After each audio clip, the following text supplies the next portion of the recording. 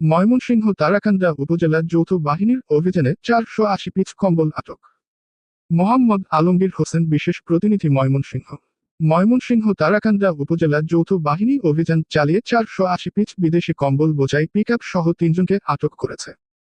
জানা গেছে, বুধবার সকালে তারাকান্দা সেনা ক্যাম্পের কমান্ডার মেজর ইব্রাহিমের দিক নির্দেশনা লেফটেন্যান্ট রিহান আইমান নিউন লনন এর নেতৃত্বে গোপন সংবাদের ভিত্তিতে অভিযান চালিয়ে তারাকান্দা ধোবাউড়া সড়কের তারাকান্দা উপজেলার হরিয়াগাঁই নেপালের মোড় এলাকা থেকে পিচ বিদেশি কম্বল বোঝাই পিক আপ ঢাকা মেট্রো ৯-১১-৯১ এবং ৩ সহ ৩ জনকে আটক করেছে যৌথ বাহিনী।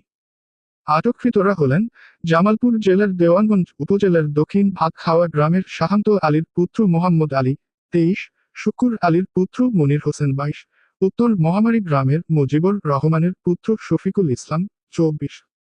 আটককৃতদের তারাকান্দা থানা পুলিশের সুপর্দ করা হয়েছে। তারাকান্দা থানার অফিসার ইনচার্জ মোহাম্মদ টিপু সুলতান জানান, এ বিষয়ে মামলার প্রস্তুতি চলছে।